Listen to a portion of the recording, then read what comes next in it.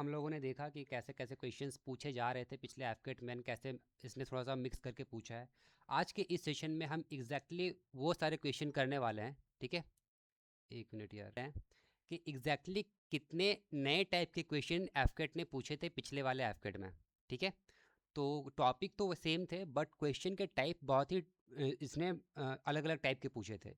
Same topic से different type of question, जो पहले रेगुलर क्वेश्चन आते थे उसको इसने थोड़ा सा कॉम्प्लिकेटेड किया था, ठीक है। तो आज हम वही कॉम्प्लिकेटेड वाले क्वेश्चन देखने वाले हैं। ऑलराइट, तो स्टार्ट करते हैं फर्स्ट क्वेश्चन से। तो फर्स्ट क्वेश्चन ये रहा था हमारे पास, ब्लड रिलेशन का आया था। दो ब्लड रिलेशन के क्वेश्चन आए थे, दोनों टाइप के क्वेश्चन मैंने यहाँ पे डाल रखे हैं। पैटर्न ये रहेगा आज की क्लास का कि तुम लोग पहले सॉल्व करोगे, मुझे आंसर बताओगे, देन फिर मैं सॉल्व करना स्टार्ट करूँगा। ओके, तो चलो स्टार्ट करो, सॉल्व करो। पहले तुम्हें एक एक करके स्टेटमेंट को तुम पढ़ सकते हो, ठीक है, अगर तुम्हारे पास टाइम है तो। अदरवाइज नहीं है तो तुम्हें क्या करना है, सबसे पहले जो तुम्हें साइन दिख रहा है ना, उस साइन को पकड़ो। यहाँ पे देखो प्लस दिख रहा है अपने को, प्लस यहाँ पे इस हमारा मेन स्टेटमेंट ये वाला है, right. This is the main statement. यहाँ पे P प्लस क्यू का मतलब है P is the brother of Q, that means C is the brother of D, right. C is the brother of D। Alright, ये बात clear है। Now अब देखो यहाँ पे B और एट द रेट के बाद C है यहाँ पे, तो एट द रेट का मतलब क्या है, P is the daughter of Q, that means B is the daughter of C। Okay, तो B is the daughter of C। इतनी बात क्लियर है। A इक्वल्स टू B का मतलब है P is the husband of Q, that means A is the husband of B। A is the husband of B। Last का बच गया percentage. Percentage का मतलब है P is the son of Q, that means D is the son of E, right. तो D is the son of E, ठीक है। ये हमारा फैमिली ट्री बन गया। आई होप कि सबका फैमिली ट्री ऐसा ही ड्रॉ हुआ होगा, ठीक है। ओके, अब फर्स्ट स्टेटमेंट को पूछ रहा है। सबसे पहले क्वेश्चन पढ़ो क्या पूछ रहा है। Which statement is not correct, यहाँ पे नॉट लिखा हुआ है, ठीक है, नॉट करेक्ट। तो भाई A is the husband of B, A is the husband of B, ये स्टेटमेंट तो बिल्कुल करेक्ट है। B is the daughter of C, B is the daughter of C, ये स्टेटमेंट भी बिल्कुल करेक्ट है। D is the son of E, क्या ये पॉसिबिलिटी है, D is the son of E, yes possibility है, क्योंकि यहाँ पे डी का जेंडर कहीं भी क्लियर नहीं है, तो ये सन भी हो सकता है और डॉटर भी हो सकती है, ठीक है। तो हम इसको कंसिडर करेंगे, ठीक है, तो ये स्टेटमेंट भी सही हो। अब देखो जो पक्का गलत है हमें उसे पिक करना है। A is the son in law of E, क्या मुझे ये बताओ ए किसका सन इन लॉ है, सी का सन इन लॉ है या फिर ई का सन इन लॉ है, किसका सन इन लॉ है ए, सी का सन इन लॉ होगा ना। लेकिन यहाँ पे क्या बोल रहा है, A is the son in law of E, तो भाई यहाँ पे स्टेटमेंट गलत हो जाएगा। तो सही आंसर क्या हो जाएगा, option number D. Getting it everyone, सबको समझ आया क्या, अरे बोलो। ओके, ठीक है, नेक्स्ट क्वेश्चन देखते हैं। क्वेश्चन नंबर 2, ये भी सेम टाइप का है, सेम टाइप का नहीं है, ठीक है, इस टाइप का आया था एफकेट में, उस टाइप का है। यहाँ पे R is the father of T, R is the father of T, S is married to R, S is married to R and has two sons, that means इसके दो बेटे हैं, ठीक है। तो एक तो T हो गया और एक बंदा कौन हो जाएगा, T is the brother of U, तो एक बंदा U हो जाएगा। तो U and T both are brothers and U and T both are sons of R and S, okay. तो ये दोनों के दोनों लड़के हैं। U is married to V, U is married to V, W is daughter of U, W is daughter of U। हो गया, बन गया हमारा फैमिली ट्री, है ना। तो स्टेटमेंट को पढ़ते जाना है, फैमिली ट्री ड्रॉ करते जाना है। अब क्या पूछ रहा है, विच of the following statement is true, कौन सा स्टेटमेंट ट्रू है। S is the grand mother of W, S is the, ठीक है, ग्रैंड मदर ऑफ डब्ल्यू, क्या ये बात सही है, क्या ये बात सही है, यस और नो, यस बिल्कुल सही है। V is the son in law of R, क्या वी जो है सन इन लॉ है आर का, सन इन लॉ होगा क्या, नहीं, सन इन लॉ नहीं होगा, ये डॉटर इन लॉ होगा, राइट। तो ये स्टेटमेंट गलत है। T is the maternal uncle of W, क्या टी जो है मैटरनल अंकल है डब्ल्यू का, बताओ। मैटरनल अंकल क्या होता है, मैटरनल अंकल होते हैं हमारे मामा जी, है ना, मामा जी। एंड यही अगर पैटर्नल अंकल होता तो ये स्टेटमेंट सही होता, राइट। बट यहाँ पे मैटरनल अंकल बोला गया है, तो ये स्टेटमेंट गलत हो जाएगा। पैटर्नल अंकल मतलब होता है हमारे चाचा जी, ठीक है, एंड मैटरनल अंकल मतलब होता है मामा। चाचा और मामा में फ़र्क क्या होता है, चाचा हमारे पापा के भाई होते हैं, मामा हमारे मम्मी के भाई होते हैं, बस दैट्स इट। तो ओनली स्टेटमेंट 1 इज ट्रू, ठीक है, तो only 1 is true. Getting it everyone? सबको समझ आया क्या? Okay, next question. मैक्सिमम और मिनिमम कितने बंदे हैं, ये वाला क्वेश्चन भी आया था, तो इसके मैंने 2 क्वेश्चन रखे हैं सो दैट कि तुम लोग को समझ में आए बढ़िया से, है ना? चलो करो।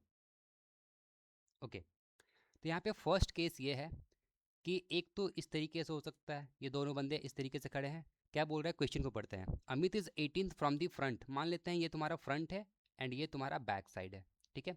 तो Amit is 18th from the front, ये बंदा जो है वो अमित है और इसकी पोजीशन 18th है फ्रॉम फ्रंट।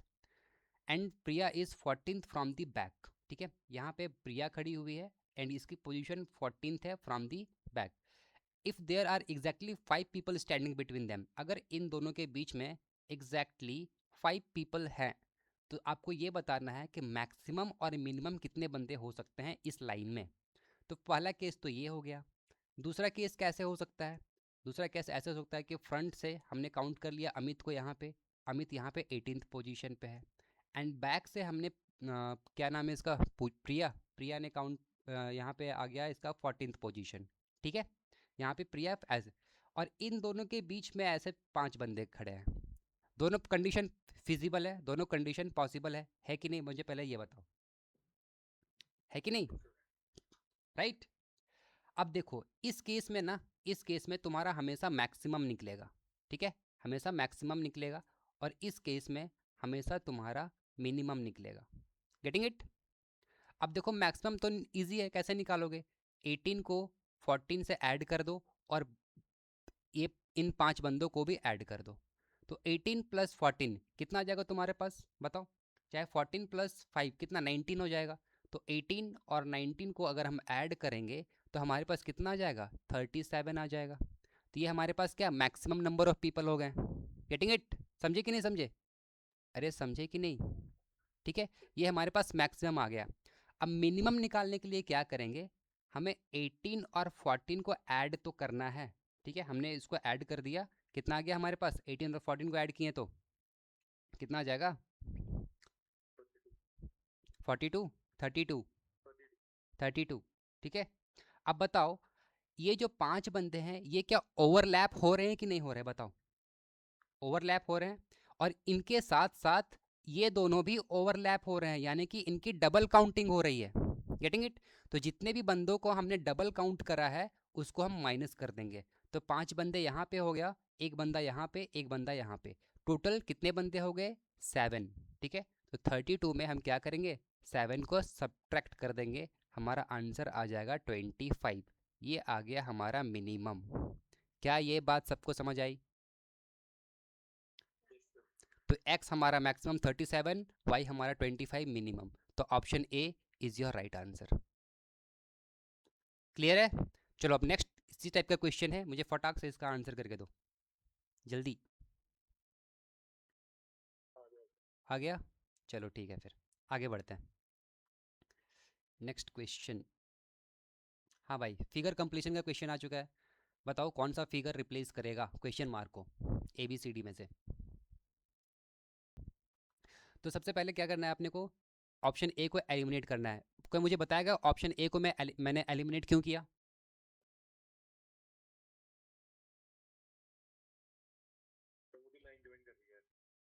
क्या?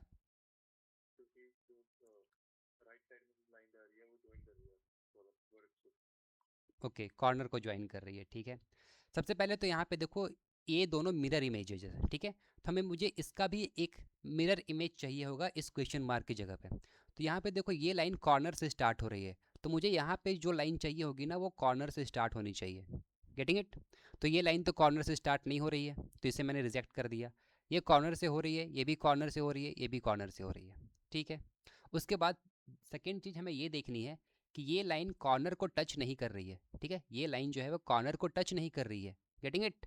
तो भाई कॉर्नर को टच नहीं होना चाहिए, तो वो किसी में भी नहीं हो रहा है, यहाँ पे भी नहीं हो रहा है, यहाँ पे भी नहीं हो रहा है, एंड यहाँ पे भी नहीं हो रहा है। बीच का तो जो डायमंड शेप है वो तो सब में है, ठीक है, उसके लिए मुझे कुछ सोचना ही नहीं है।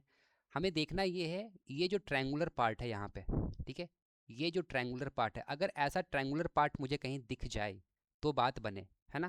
तो तो ये तो एलिमिनेट हो चुका है।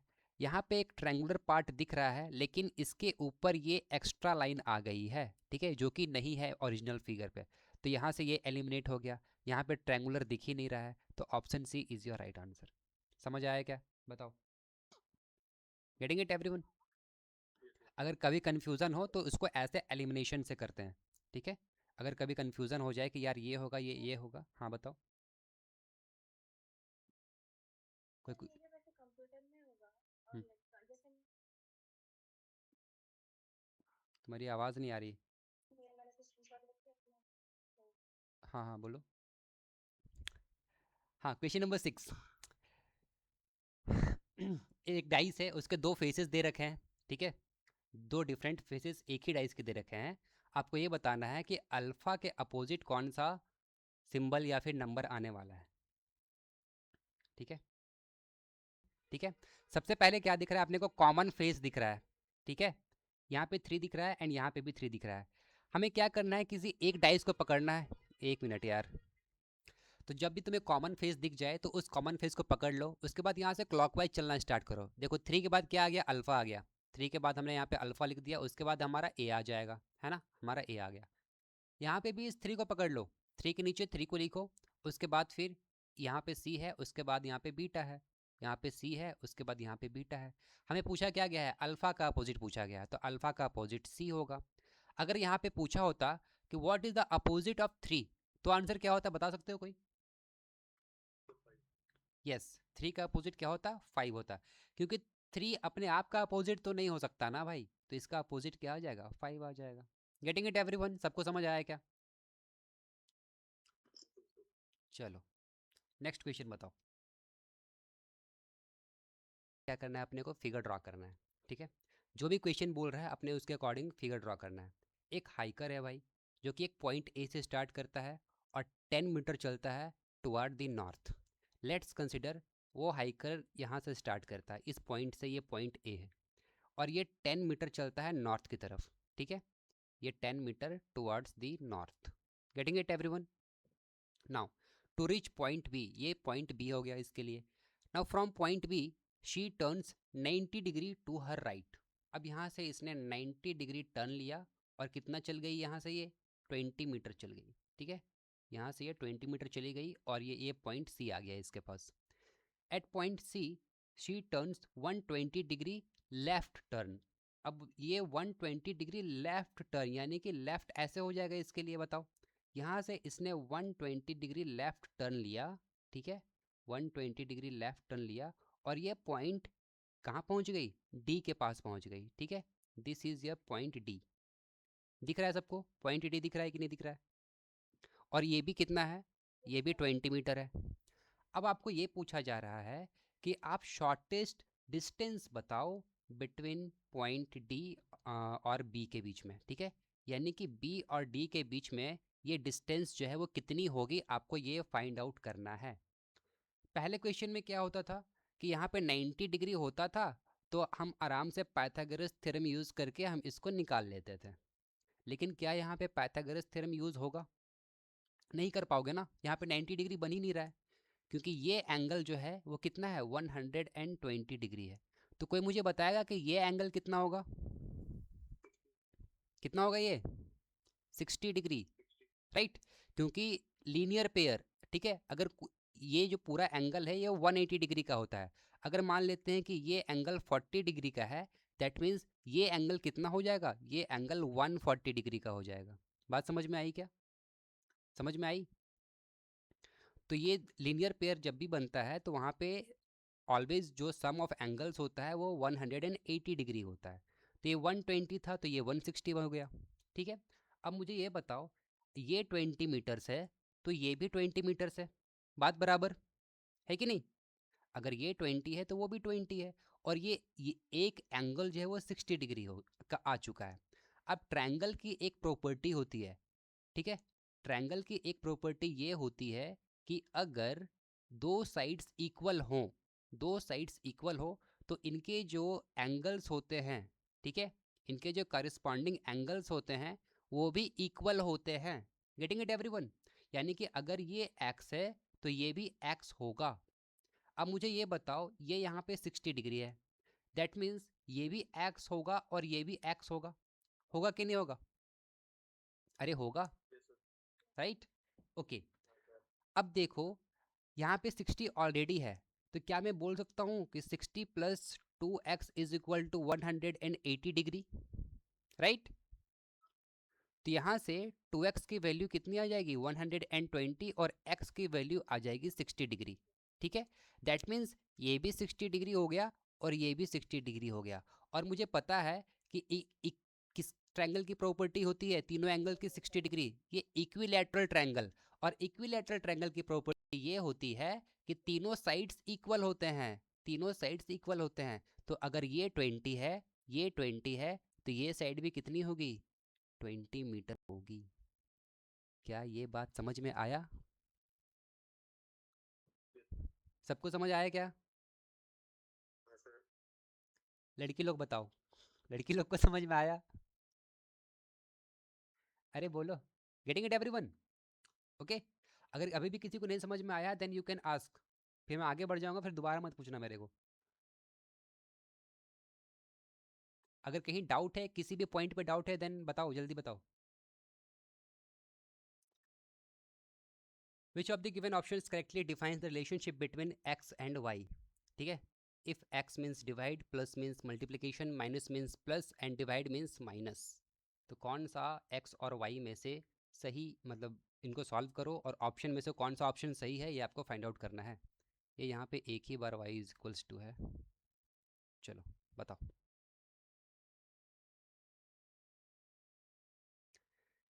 देखो क्या बोल रहे हैं यहाँ पे, अपने को पढ़ते जाना है एंड साइन को चेंज करते जाना है, ठीक है? यहाँ पे मल्टीप्लिकेशन का मतलब क्या है, डिवाइड है। तो हमें क्या करूँगा, इसको यहाँ से डिवाइड से कन्वर्ट कर देता हूँ, ठीक है? ये यहाँ पे हमने यहाँ पे डिवीज़न लगा दिया। प्लस का मतलब है मल्टीप्लिकेशन, यहाँ पे मल्टीप्लाई कर दिया। माइनस का मतलब क्या है, एडिशन, हमने यहाँ पे एडिशन कर दिया। और डिवीज़न का मतलब है सब्ट्रैक्शन, यहाँ पे सब्ट्रैक्ट कर दिया। मल्टीप्लिकेशन का मतलब यहाँ पे डिवीज़न है, प्लस का मतलब है यहाँ पे मल्टीप्लिकेशन, है ना? माइनस का मतलब है प्लस और डिवीजन का मतलब है सब्ट्रैक्शन। सबसे पहले हम यहाँ पे बॉडमास रूल को यूज़ करेंगे। 48 और 6 डिवीजन में है तो इसको हम ब्रैकेट में डाल देंगे। हमारा ये कितना आ जाएगा बताओ, 48 को 6 से डिवाइड करेंगे कितना आ जाएगा हमारे पास, 8 आ जाएगा। 8 इंटू टू कितना 16 आ जाएगा। 16 प्लस ऑफ 5 कितना 21 आ जाएगा। 21 minus of 3 is equals to your 18। कितनों को समझ नहीं आया ये बताओ पहले? सबको समझ आ गया? ऑलराइट, सेम चीज़ हम यहाँ पे भी करेंगे। 36 और 4 इसको ब्रैकेट में डाल देंगे। जहाँ भी डिवाइड हो ना उसको पहले ब्रैकेट में डाला करो, ठीक है? ऐसे में तुम्हारा बॉड मास कभी गलत नहीं होगा, ठीक है? तो 36 डिवाइडेड बाई 4 कितना आ जाएगा हमारे पास, 9 आ जाएगा, है ना? 9 को 2 से मल्टीप्लाई करेंगे 18 आ जाएगा। 18 plus of 4 22, 22 minus of 10 is equals to your 12। तो x की वैल्यू 18 आ चुकी है एंड y की वैल्यू जो है वो 12 आ चुकी है। ये बात क्लियर है? इतनी बात क्लियर है? ओके, ऑप्शन ए को चेक करते हैं। 18 इंटू थ्री, ठीक है, 18 into three is greater then 2 into 12। तो ये बात तो बिल्कुल सही है क्योंकि ये 54 आएगा और ये 24 आएगा, तो 54 इज ग्रेटर देन 24।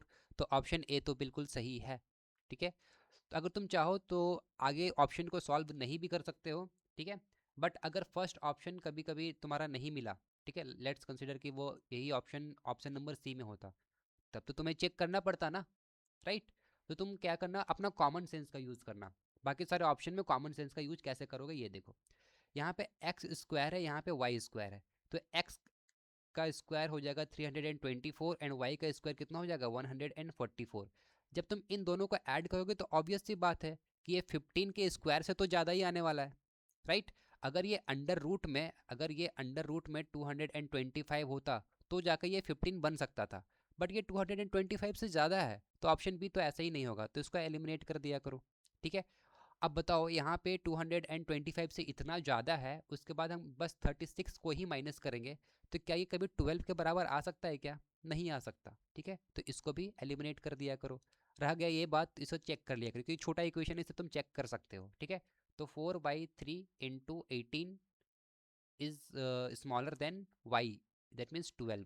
तो भाई ये हो गया 6, 6 4 जा 24 इज नॉट स्मॉलर देन 12। ठीक है, तो ऑप्शन डी भी एलिमिनेट हो गया। समझ आ गया क्या? बताओ। Getting it everyone? Okay, next question. क्या बोल रहा है यहाँ पे? हैशटैग का मतलब क्या है? A is greater than B. Okay, तो यहाँ पे क्या बोल रहा है, इसे हम कन्वर्ट कर लेते हैं मैथमेटिकल फॉर्म में। That means X is greater than Y. Dollar का साइन का मतलब क्या है? A is less than B. ठीक है, that means Y is less than 3 of Z. ठीक है, ये हमारा पहला स्टेटमेंट है। दूसरा क्या है हमारे पास? 2x। 2x एस्ट्रिक्स का मतलब क्या है? a is equals to B is equal to 3y। और हैशटैग का मतलब क्या था? a is greater than b, that means 3y is greater than 5 times of z। ठीक है, इन दोनों स्टेटमेंट को हमने क्या किया? मैथमेटिकल टर्म में कन्वर्ट कर लिया, पहला चीज। अब क्या कर रहे हो? एक्स वाई जेड को सॉल्व कर लो। ठीक है, 18 इंटू 3 कितना आ जाएगा तुम्हारे पास? 54। 12 इंटू 5 डिवाइडेड बाई 4, तो कितना आ जाएगा ये बताओ? 15 आ जाएगा क्या? आ जाएगा 15। 12 5 जो 60 एंड 60 को 4 से डिवाइड करोगे तो तुम्हारा 15 आएगा।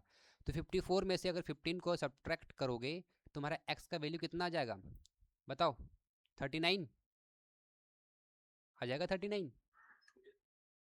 ओके, y की वैल्यू कितनी हो जाएगी? 160 divided by 4, that means 40। 40 minus of 30, that means 10। 10 plus 24 is equal to 34। ठीक है, तो y की वैल्यू 34 आ गई। हम्म,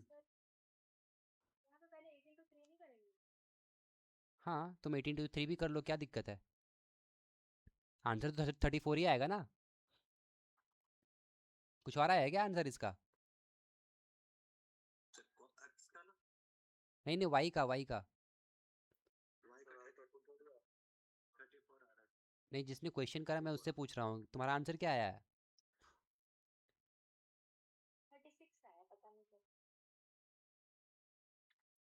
मास्टर को चुप रहने के लिए बोलोगे तो यही होगा ना, बताओ। हैं? ना, देखिए यहाँ पे 8 इंटू 5 कितना हो गया? 40 आ गया। फिर से कैलकुलेट करना, देखो 160 को 4 से डिवाइड करोगी तो 40 आएगा। 40 में से 30 को माइनस कर लो, ठीक है, 10 आएगा। एंड 8 3 जा 24 होता है, 24 प्लस 10 कितना आ जाएगा? 34 आ जाएगा। ठीक है, तुमने कहीं मिस्टेक करी होगी ना। 8 इंटू 5 कितना? 40 आ गया। ठीक है, एंड ये 36 डिवाइडेड बाई 4 कितना आ जाएगा ये बताओ मुझे? 9 आ जाएगा, है ना। तो 40 minus 32, 8। 8 plus 9 is equal to your कितना? 17, है ना। तो ये आ गया तुम्हारा 17। अब देखो इसको बस बैठा दो। x का वैल्यू 39 है, इज ग्रेटर देन y का वैल्यू कितना है? 34 है, is smaller then 3 times of z, that means 51। ठीक है, तो क्या ये स्टेटमेंट सही है? बताओ, ये स्टेटमेंट सही है फर्स्ट वाला? अरे भाई 39 तो ग्रेटर देन है ना 34, तो यहाँ तो सही है। और 34 स्मॉलर देन है 51, तो ये स्टेटमेंट भी सही है। यानी कि दोनों, ये कंप्लीट स्टेटमेंट हमारा राइट है ना। तो स्टेटमेंट 1 तो सही है। स्टेटमेंट 2 को देखते हैं। 2 टाइम्स ऑफ एक्स, एक्स की वैल्यू 39 है, तो 39 इंटू 2 कितना हो जाएगा? 78, right. Is equal to 3 times of Y, Y की वैल्यू कितनी है? 34, है ना। तो 4 3 ज़ा 12 एंड 3 3 ज़ा 9 एंड 10। क्या ये बराबर है क्या? बराबर है, इक्वल्स टू है, बताओ। नहीं ना, तो ये स्टेटमेंट यहीं पे गलत हो गया, तो फिर आगे चेक करने का कोई पॉइंट नहीं है। तो only statement 1 is true, only 1 is true. Getting it everyone? समझ आ गया कैसे सॉल्व करना है? नेक्स्ट क्वेश्चन, बताओ भाई। ठीक है, यहाँ पे एक ट्रायंगल के तुम्हें 3 सेक्शन दिख रहे हैं कि नहीं दिख रहे हैं, पहले मुझे ये बताओ। ठीक है, पहला सेक्शन ये हो गया, दूसरा सेक्शन ये हो गया, और तीसरा सेक्शन ये हो गया, राइट। सिमिलरली दूसरे ट्रायंगल पे भी, ठीक है, पहला सेक्शन ये है, दूसरा सेक्शन ये है, और तीसरा सेक्शन ये है।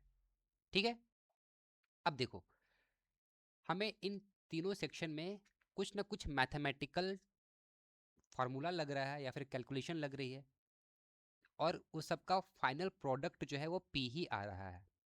ठीक है, जैसे देखो यहाँ पे ये 15 और 9, जब तुम इन दोनों को सब सब्ट्रैक्ट करोगे तो तुम्हारा आंसर क्या आएगा? 6 आएगा। ठीक है, यहाँ पे सब्ट्रैक्ट करोगे तो आंसर तुम्हारा 6 आएगा। यहाँ पे 4 और 2 को ऐड करोगे तो आंसर तुम्हारा 6 आ रहा है, यानी कि यहाँ पे हमें एडिशन करना है। कोई मुझे बताएगा कि यहाँ पे 6 कैसे आ सकता है?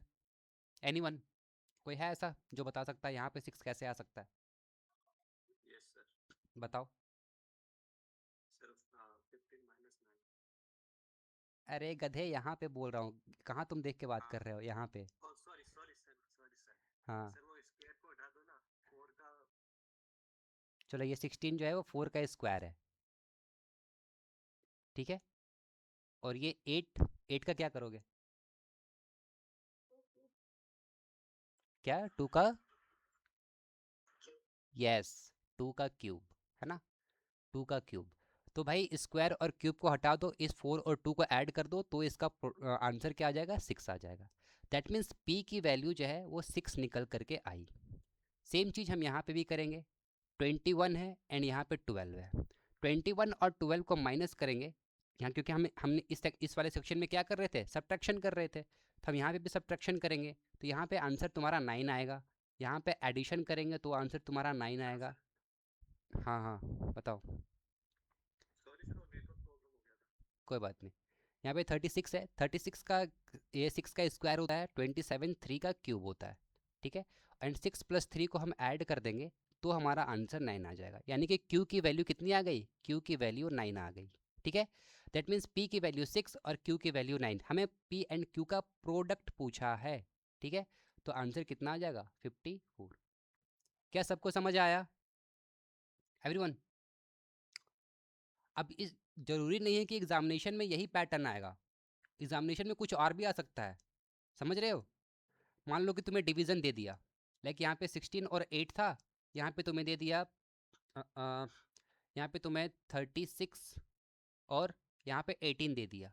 तुम्हें क्या करना पड़ेगा? यहाँ पे डिवाइड करना पड़ेगा, इसको डिवाइड करोगे 2 आएगा, इसको भी डिवाइड करोगे तो 2 आएगा। तो एग्जामिनेशन में कोई भी पैटर्न फॉलो हो सकता है, तो तुम हर तरीके का मैथमेटिकल ऑपरेशन लगा करके देखना वहाँ पे, जो तुम्हें लगेगा कि ये काम कर रहा है, ये वर्क कर रहा है, उसी के साथ आगे बढ़ना। समझ में आया क्या? हाँ ना बोलो यार, समझ आएगा क्या? ओके। ठीक है, मल्टीप्लिकेशन भी हो सकता है। यहाँ तो मैंने क्या किया, यहाँ पे स्क्वायर क्यूब प्लस माइनस का हमने कॉम्बिनेशन लिया। वहाँ पे division, multiplication, plus minus, square, cube, सबका वहाँ पे कॉम्बिनेशन हो सकता है। ठीक है, तो मैं तुम्हें एक प्रोटोटाइप दे दिया यहाँ पे, इस टाइप के क्वेश्चन आ सकते हैं। नेक्स्ट क्वेश्चन, कौन सा फिगर ऑड है इन पांचों में से, ये आपको फाइंड आउट करना है। देखो यहाँ पे।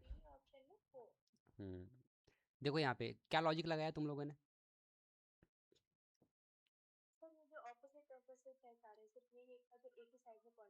बिल्कुल सही। ठीक है, इसके जो हेड है, ठीक है, ये जो लाइन का हेड है वो अपोजिट डायरेक्शन में है, ये भी अपोजिट डायरेक्शन में है, ये भी अपोजिट डायरेक्शन में है, ये जो है वो सेम डायरेक्शन में है, और ये भी अपोजिट डायरेक्शन में है। तो ऑप्शन 4 जो है यही सबसे डिफरेंट है। ठीक है, getting it everyone? Question number 12। Hmm, 4 group of letters दिए गए हैं जो कि जम्बल्ड हैं ऑफ कोर्स, है ना? इसे तुम्हें रीअरेंज करना है, उसके बाद ऑड वन आउट को फाइंड आउट करना है। थोड़ा सा टफ है ये, ठीक है, बट फिर भी मैं चाहता हूँ कि तुम लोग ट्राई करो। बेसिकली ये चारों जो है वो टाइप्स ऑफ टीथ हैं। ठीक है, क्या है? Types of teeth. ठीक है, basically on the basis of structure. ठीक है, teeth on the basis of structure. ठीक है, तो ये फर्स्ट वाला क्या बन जाएगा? फर्स्ट वाला बन जाएगा तुम्हारा इन सीजर।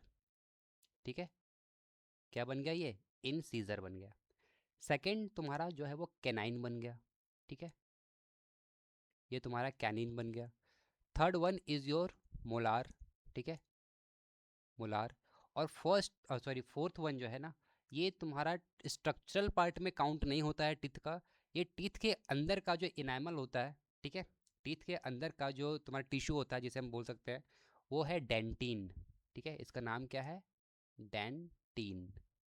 ठीक है, समझ आएगा क्या? तो बेसिकली ये तीनों जो है वो टाइप्स ऑफ टीथ है। ठीक है, on the basis of structure. और डेंटिन जो है वो दांत के अंदर में जो होता है वो उसका नाम है ये। तो ऑप्शन नंबर डी जो है वो हमारा राइट आंसर हो जाएगा। तुम लोगों के लिए मैंने फिगर भी लगा दिया है, ये देखो। ठीक है, तुम्हें अच्छे से समझ में आ जाएगा। ये ऊपर का इनेमल हो गया, ठीक है, ये स्ट्रक्चर का इनेमल हो गया। उसके अंदर जो इसको सपोर्ट प्रोवाइड करता है ना, उसका नाम क्या है? ये डेंटिन। दिख रहा है तुम्हें ये येलो इस टाइप का स्ट्रक्चर? दिख रहा है क्या? दिस इज़ योर डेंटिन, है ना। बाकी तुम यहाँ पे इंसीजर देख सकते हो, कैनिन्स देख सकते हो, प्री मोलर, मोलर देख सकते हो, है ना। यहाँ पे ये जो आपके साइड वाले होते हैं, ठीक है, ये तुम्हारे मोलर हो गए, ठीक है। ये तुम्हारे प्री मोलर हो गए, जहाँ से तुम ढक्कन खोलते हो, ठीक है। ये तुम्हारे कैनिन हो गए भाई, ठीक है। ये तुम्हारे इंसीजर हो गए। Getting it everyone? ओके, आगे बढ़ते हैं भाई। Sir, why the brain goes numb after sometimes, sir? It's not even hitting it that way. Sorry, what you are doing? Sir, like why the brain goes like just numb? Doesn't even think after some time. क्या बोल रही हो? अच्छे से बोलो। वो मेरे दिमाग में तो कल्पना बंद हो जाता है, इसलिए ऐसा कि ऐसे सोचते ही नहीं है कि हम ये दांत भी हो सकता है। बस कुछ भी सर की ऑप्शन जो है ना, मोलार नहीं मोरल लिख के मैंने सोचा कि ये हो गया मोरल, अच्छा अच्छा, तो यही दिक्कत है। आवाज़ उसकी क्लियर नहीं आ रही थी। ओके, देखो, तुम्हें ना क्या करना है कि तुम्हें ऐसे क्वेश्चन में तुम्हें ट्रिक बताता हूँ कि क्या करना होता है, ठीक है। तुम्हें कोई एक ऑप्शन को ढूंढना होता है, you have to find only one option, ठीक है, विच इज़ करेक्ट। जैसे तुमने यहाँ पे इसको तुमने क्या किया, इसको तुमने यहाँ पे मोरल लिख दिया, ठीक है। अब तुम मोरल से क्या तुम बाकी तीनों को रिलेट कर पा रही हो क्या? बताओ, कर पा रही हो? नहीं तो नहीं कर पा रही है ना। यही अगर तो इसको मोलार लिखा होता तुम्हारे दिमाग में हिट करता है, ये तो टाइप्स ऑफ दांत होता है, ठीक है। तो क्या मैं इसे इसी कैनाइन है क्या, क्या ये इंसीजर है क्या, तो इस तरीके से दिमाग में वो हिट करता है। Getting it everyone? तो कोई एक ऑप्शन अगर तुम्हें पकड़ में आ गई ना, तो फिर बाकी के तीनों ऑप्शन भी पकड़ में आ जाते हैं, ठीक है। लेकिन हाँ, तुम्हें उस चीज़ की नॉलेज होनी चाहिए, तभी आएगी, अदरवाइज़ नहीं आ पाएगी, ठीक है। जैसे मैंने पिछले क्लासेस में एक क्वेश्चन करवाया था, उस पे गियर बॉक्स लिखा हुआ था, इंजन लिखा हुआ था, और भी कोई दो ऑप्शन थे, ठीक है। तो भाई उस पे क्या था कि हाँ, एक टरबाइन लिखा हुआ था, एक गियर बॉक्स लिखा हुआ था, एक इंजन लिखा हुआ था, और एक कोई ऑप्शन था मुझे याद नहीं आ रहा। अगर तुमने इंजन डिकोड कर लिया, इंजन डिकोड कर लिया, तो तुम्हारा दिमाग हिट कर जाएगा कि इंजन तो व्हीकल में होता है, ठीक है, और भी इंजन कहीं भी हो सकता है। तो इंजन से रिलेटेड और क्या क्या चीज़ होती हैं? इंजन से रिलेटेड तुम्हारा गियर बॉक्स हो सकता है, तुम्हारा टरबाइन हो सकता है। तो वो तुम्हारे दिमाग में हिट करने लग जाएंगे ऑटोमेटिकली, ठीक है। Getting it everyone? जिसने भी क्वेश्चन पूछा था, समझ आया क्या तुम्हें? अरे बताओ, समझ आया? Yes, sir. हाँ, तो मतलब तुम्हें, ये मोरल से बाकी तो कनेक्ट है नहीं, बस बस हाँ ये टिक कर दी तो फिर तो मेरा लगे। हाँ, देखो, तुम जब भी एफकेट में एक क्वेश्चन अगर तुम गलत करते हो ना, तुम्हारे 4 मार्क्स कटते हैं, ठीक है। तुम्हारे कितने मार्क्स कटते हैं? 4 मार्क्स कटते हैं। कैसे? हाँ जो तुम उस क्वेश्चन को सही करने वाली थी उसके 3 मार्क्स चले गए, और जो तुमने ऑलरेडी क्वेश्चन सही कर रखा है उसमें से 1 मार्क्स चले गया। तो टोटल तुम्हारे 4 मार्क्स कट हो गए। अगर तुमने इस क्वेश्चन को टच नहीं किया, तुमने ब्लैंक छोड़ दिया, तो तुम्हारा कुछ नुकसान नहीं है। समझ आया क्या? आप कह रहे हैं ऐसे क्वेश्चन को ब्लैंक ही छोड़ दो। नहीं, मैं ब्लैंक छोड़ने के लिए नहीं कह रहा। अगर तुम्हारे दिमाग में हिट करता है, अगर तुमने सॉल्व कर लिया तो उसे मार्क करो। मैं तुम्हें ये बोल रहा हूँ कि अगर तुम्हें जो कोई क्वेश्चन नहीं आता है, अगर तुमने उसको रॉन्ग मार्क कर दिया, तो तुम्हारे 4 मार्क्स कटते हैं, मैं ये बोल रहा हूँ। समझ में आया क्या? Getting it? नहीं सर, मैं वो तो समझ गई, मैं कह रही थी जैसे इस वाले लॉजिक में अगर मैं ये करती कि ये मोरल है और फिर मैं सोची कि मोरल के रिलेटेड में तो बाकी तीन नहीं है, तो मैं सी टिक करके आ गई। तो ऐसे और भी क्वेश्चन होंगे जिसमें मैं ऐसे करके आऊँ, तो फिर ऐसे करना ठीक है कि नहीं है वो। अरे नहीं भाई, कैसे ठीक है? यहाँ तो ऑलरेडी पूछ रहा है ना कौन सा ऑड वन आउट है, ठीक है। और तुम्हें बाकी के 3 के बारे में तुम्हें पता ही नहीं है, तुमने एक वर्ड को डिकोड कर लिया, एंड उसके बेसिस पे तुम बोल रही हो कि यही हमारा सही आंसर है, कैसे हो सकता है?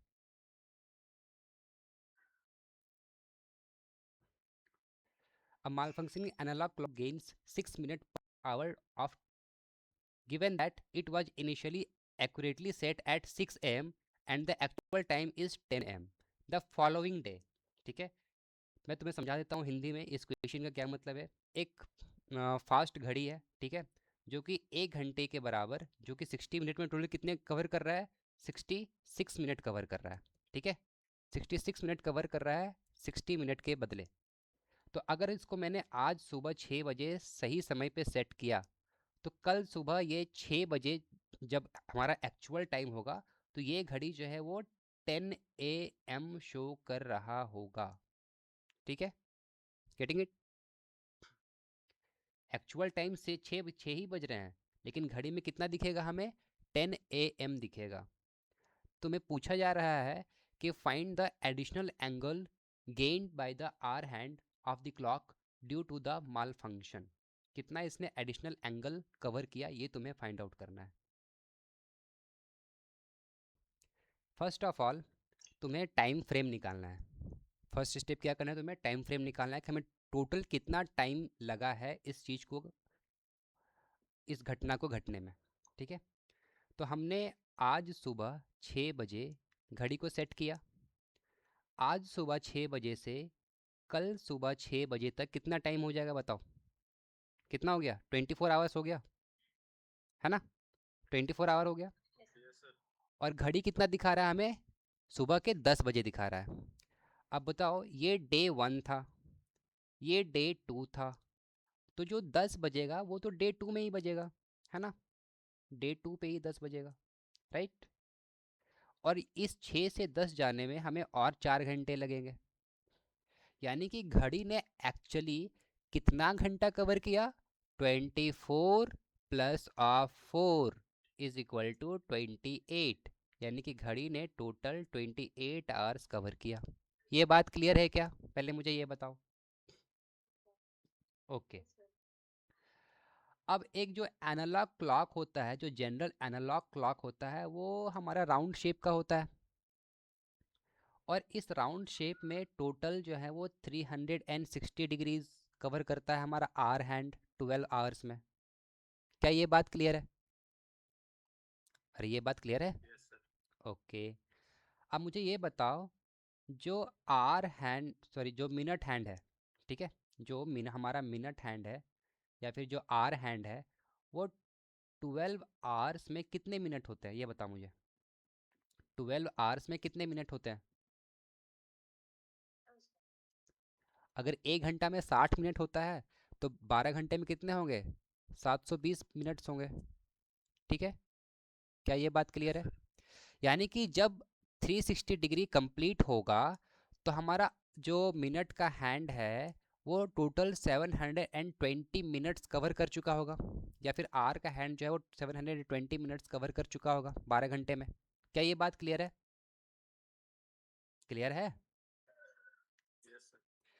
तो मुझे ये बताओ, आर का हैंड जो है वो 1 मिनट में कितने डिग्रीज कवर करेगा, उसको हम कैसे फाइंड आउट करेंगे? तो 360 डिग्री को हम 720 मिनट से डिवाइड कर देंगे, है ना?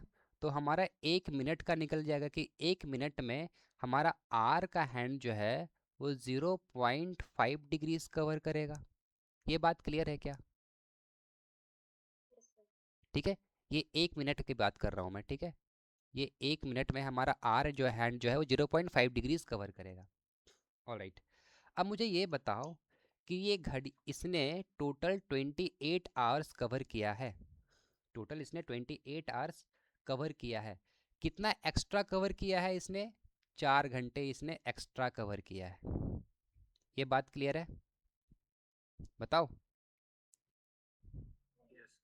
ओके, तो मुझे ये बताओ, 4 × 1 घंटे में 60 मिनट्स होते हैं, ठीक है? इसको 60 से मल्टीप्लाई कर दिया, कितना आ गया हमारे पास? 240। 240 आ गया। 1 मिनट, कहीं मैं मिस्टेक कर रहा हूँ क्या? तो कितने मिनट की इसने एक्स्ट्रा कवर किए? तो 28 × 6 मिनट इसने एक्स्ट्रा कवर किए। समझ में आया क्या? बताओ। नहीं नहीं, ठीक है, टोटल में तुम काउंट करोगे ना, टोटल में तुम्हें काउंट कर कितना इसने एंगल एक्स्ट्रा कवर किया, उसके लिए हमें टोटल आवर्स में काउंट करना पड़ता है। तो 28 × 6 मिनट हम यहाँ पे इसलिए मल्टीप्लाई कर रहे हैं क्योंकि ये हर घंटे 6 मिनट एक्स्ट्रा कवर कर रहा है, ठीक है? तो 28 × 6 × 0.5, बस हमारा आंसर आ जाएगा। समझ आ गया क्या? 28 को 6 से मल्टीप्लाई करेंगे, या फिर तुम 14 को 6 से मल्टीप्लाई कर दो, क्योंकि 0.5 मतलब क्या 1/2 होता है, एंड 28 का 1/2 करोगे तो 14 आएगा, 14 इंटू 6 करेंगे तो हमारा आंसर कितना आ जाएगा 84 डिग्री। 84। क्या ये बात समझ में आया? Getting it everyone? समझ आ गया सबको? Yes sir. चलो ठीक है, आगे बढ़े। सर इसमें भी कोई शॉर्ट तरीका है क्या जो क्लॉक हैंग का बता रहे थे आप? नहीं, शॉर्ट तरीका नहीं है, समराइज ठीक का। है, शॉर्ट तरीका नहीं है, बस तुम्हें कॉन्सेप्चुअल यही कॉन्सेप्ट लग रहा है उसमें भी, बस उसको मैंने थोड़ा सा अलग तरीके से करवाया था, ठीक है। जैसे मैं तुम्हें एक शॉर्ट ट्रिक तुम्हें मैं ये बता देता हूँ, एक जो हमारा क्लॉक होता है, ठीक है, एक जो हमारा क्लॉक होता है वो कितने कितने डिग्रीज कवर करता है कितने कितने टाइम फ्रेम में, मैं उसको तुम्हें बता देता हूँ। Question number 14। ऑलराइट, तो भाई यहाँ पे देखो, ये बी हमें अपने को दिख रहा है, ठीक है, यहाँ पे अपने को सी दिख रहा है। दैट मीन्स अगर मैं +1 करूँ, ठीक है, और इसको मैं यहाँ पे प्लेस कर दूँ तो ये आ जाएगा अपना।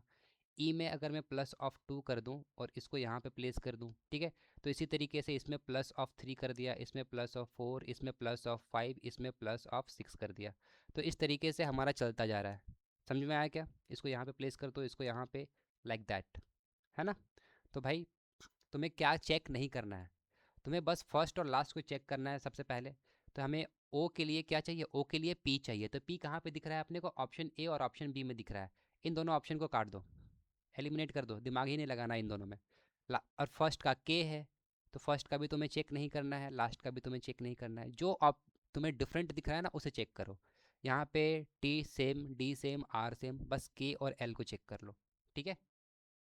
तो R, P Q R S T, तो तुम क्या चेक करना पड़ेगा, के और एल को चेक करना है, तुम्हें सेकेंड लास्ट को चेक करना पड़ेगा, राइट, तुम्हें इस जी को चेक करना पड़ेगा। तो 1 2 3 4 5, यानी कि जी में हमें 5 ऐड करना है। तो 7 + 5 12, 12 किसका होता है, एल का होता है, तो एल वाला हमारा राइट आंसर, ठीक है। तो इस तरीके से तुम क्वेश्चन को जल्दी सॉल्व कर सकते हो। लास्ट क्वेश्चन भाई आज के लिए, हेवी क्वेश्चन है ना।